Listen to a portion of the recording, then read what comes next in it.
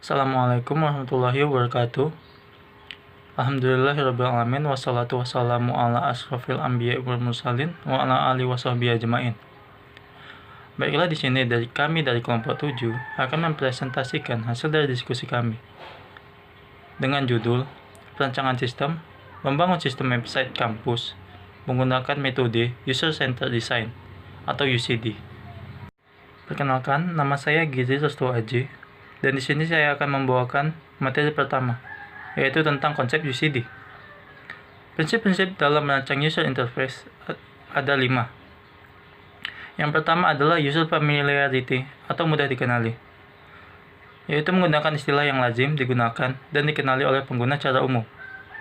Yang kedua adalah konsistensi, yaitu konsisten dalam operasi dan istilah yang digunakan di seluruh sistem, sehingga tidak membingungkan.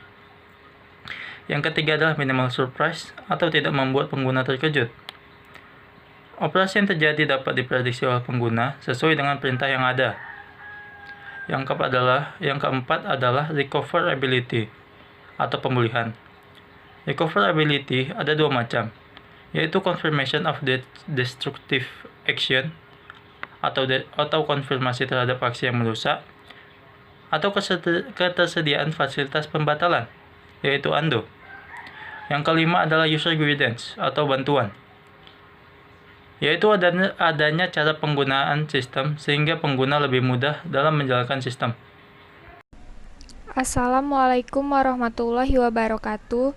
Jadi saya akan menjelaskan tentang metode pengumpulan data. Dalam pengumpulan data untuk penelitian user-centered design penggunaan website Winsu, digunakan beberapa cara, yaitu yang pertama, metode observasi. Observasi dilakukan dengan mengamati pengelolaan data-data yang dikelola website kampus. Yang kedua, metode wawancara. Dengan melakukan tanya jawab langsung dengan staf, dosen, dan mahasiswa kampus. Yang terakhir, ada metode kuesioner. Pada metode ini, kegiatan yang dilakukan adalah membuat beberapa pertanyaan untuk melakukan uji ketergunaan usability, agar mengetahui tingkat penerapan layanan dan tingkat kemudahan penggunaan website kampus. Sekian dari saya. Assalamualaikum warahmatullahi wabarakatuh. Assalamualaikum warahmatullahi wabarakatuh. Perkenalkan, nama saya Natasha Utami. Di sini saya akan membahas mengenai kerangka berpikir penelitian. Agar rencana penelitian dapat dibuat dengan baik, maka diperlukan suatu alur kerja yang dapat diimplementasikan dalam suatu organisasi. Kerangka kerja ini merupakan acuan yang akan dijadikan dalam menyusun analisa terhadap website kampus. Adapun tahapan-tahapannya, yaitu yang pertama, memahami dan menentukan konteks pengguna. Pengguna pada aplikasi website kampus adalah bersifat umum dan hanya dapat digunakan oleh lingkungan kampus. Kemudian yang kedua, menentukan kebutuhan pengguna. Pada umumnya, website digunakan untuk berbagi informasi. Namun, saat ini website hanya menampilkan fitur yang memungkinkan pengguna berbagi informasi hanya dalam format teks saja. Di awal penelitian akan digunakan metode UCD untuk mengumpulkan data yang berkaitan dengan pengguna website. Kemudian yang ketiga, analisis identifikasi kebutuhan. Setelah menentukan kebutuhan pengguna, kemudian dianalisis yang disesuaikan dengan kebutuhan. Hal apa saja yang perlu dipersiapkan untuk menyelaraskan kebutuhan pengguna agar memudahkan dalam proses perancangan. Kemudian yang keempat, solusi perancangan.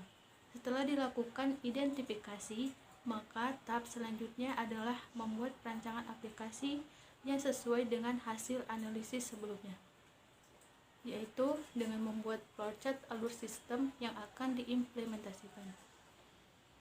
Kemudian yang kelima, evaluasi perancangan. Setelah dilakukan perancangan, tahap selanjutnya adalah melakukan evaluasi rancangan dari awal sampai akhir. Apakah sudah sesuai dengan yang dibutuhkan? Sekian dari saya. Wassalamualaikum warahmatullahi wabarakatuh. Baik, di sini saya akan menjelaskan struktur website. Struktur website terdiri dari pengguna, website, dan website terbagi atas 3 fitur. Fitur pertama, aplikasi forum, aplikasi e-learning, aplikasi chatting, dan yang terakhir, database server. Penjelasan. Pertama, pengguna mengakses website. Kemudian, setelah masuk ke dalam website, pengguna dapat menggunakan 3 fitur di dalam website tersebut, yaitu aplikasi forum, aplikasi e-learning, aplikasi chatting. Setelah pengguna menggunakan fitur-fitur tersebut, data dari pengguna tersimpan di database server. Sekian penjelasan dari saya. Assalamualaikum warahmatullahi wabarakatuh. Baiklah, itu tadi hasil dari presentasi kami. Terima kasih untuk teman-teman yang sudah menyaksikan. Wassalamualaikum warahmatullahi wabarakatuh.